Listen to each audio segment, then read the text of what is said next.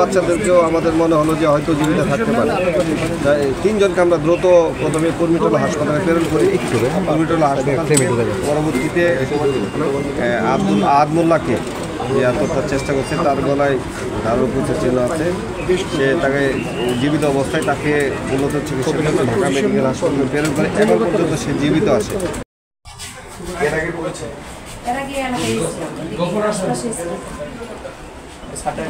একটু ঢুকেন, একজন ঢুকলে হয়ে যাবে আমাদের ছবি, কাজ শেষ।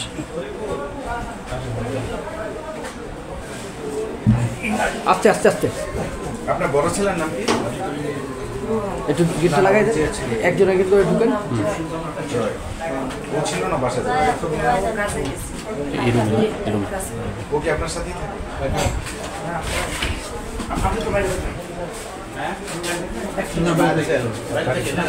এখনও জীবিত আছেন, তার অস্ত্রোপচার হচ্ছে এবং তার 2 সন্তান মারা গেছে। পরে ঘটনাস্থলে সার্বিকভাবে আমরা এসে দেখি যে ঘটনাস্থলে রক্তাক্ত এবং একটি লোহার ছুরি পড়ে আছে এবং প্রাথমিকভাবে আমরা জানতে পারি 11টার সময় আমরা 999 সংবাদ পাই এবং স্থানীয় লোকজন আমাদের ফোন করে যে পল্লবী থানাধীন বাইকের ট্রাক ব্যাপারী মার্কেটের পাশে একটি লোক তার 2 সন্তান, ছেলে সন্তানকে জবাই করে হত্যা করেছে এবং সে নিজে আত্মহত্যা করেছে। দ্রুত সংবাদ পাওয়ার পর আমরা দ্রুত ঘটনাস্থলে আসি, এসে দেখি অনেক লোকজন এখানে জমায়েত হয়ে আছে।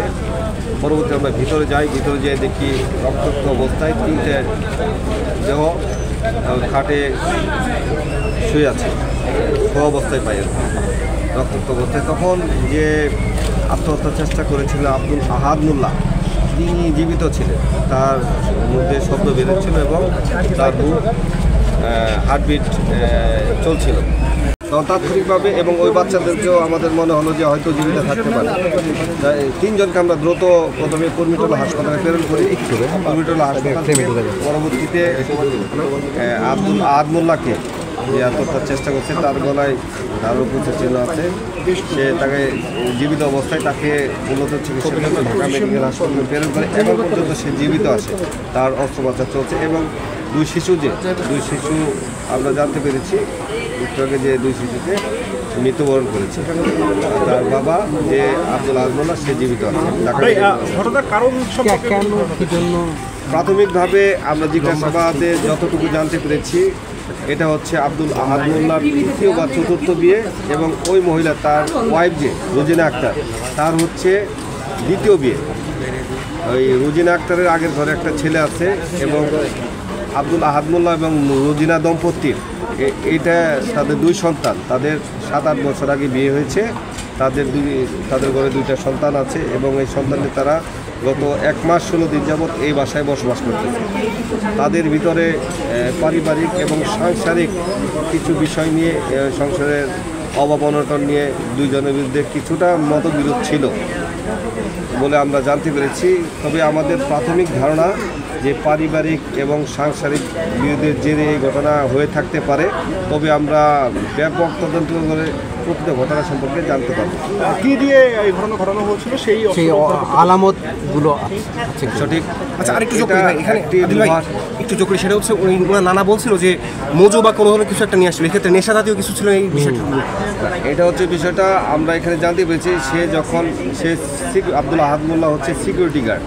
সে ইতিপূর্বেও ওই বাড়ি নির্মাণ শ্রমিক হিসেবে কাজ করেছে, তারপর রিক্সা চালিয়েছে, সে বিভিন্ন ধরনের কাজ করে, নির্ময়ের লোক। সে বর্তমানে সিকিউরিটি গার্ড হিসেবে একটা প্রতিষ্ঠানে চাকরি করেন। সে চাকরি শেষে আজকে 7টার সময় সে বাসায় এসেছে। তার ওয়াইফ রোজিনা আক্তার তার বাসা দরজা খুলে দিয়েছে, সে ভিতরে প্রবেশ করেছে। প্রবেশ করার পর তার বাচ্চাদের নিয়ে সে ওই 2টা রুম, এক রুমে সে তার বাচ্চাদের নিয়ে অবস্থান করতেছিল এবং বাচ্চাদেরকে তিনি অনেক ভালোবাসতেন বলে আমরা জানতে পারি, আদর করতেন। বাচ্চাদের আজকে চিপস মজো এগুলি কিনে দিয়েছে এবং তার সামনে তারা খেয়েছে। তো তারপর তার ওয়াইফ 9:30-10টার দিকে বাইরে কাজ করে, বাসা বাড়িতে বা মেসে কাজ করে। তার ওয়াইফ এবং তার তার শাশুড়ি এবং শ্বশুর গত 3-4 দিন পূর্বে গ্রামে থেকে আসছে, এখানে অবস্থান করতেছে। তো তার শাশুড়ি সহ তার ওয়াইফ কাজের জন্য 9:30টার দিকে বাসা থেকে বের হয়ে যায়। পরে 10টার সময় নাকি সে জানতে পারে যে তার 10টা বা 10:30টার সময় তারা নাকি তার আব্দুল আহাদের স্ত্রী জানতে পারে যে কেউ তাকে ফোন করে জানায় যে তার ছেলেকে জবাই করা হয়েছে এবং সেও নিজে আত্মহত্যার চেষ্টা করে। অস্ত্র কি ছিল? ধারালো একটি লোহার ছুরা, ওইটা আমরা জব্দ করেছি। ওইটা আমরা যেভাবে আছে সেভাবেই রেখেছি। আমাদের সিআইডি ক্রাইম সিন ইউনিট আসতেছে, যার কারণে আমরা যে অবস্থায় আছি সেটা সেই অবস্থায় রেখেছি। ক্রাইম সিন ইউনিট কাজ করার পর আমরা আমাদের বাকি কাজগুলি করব।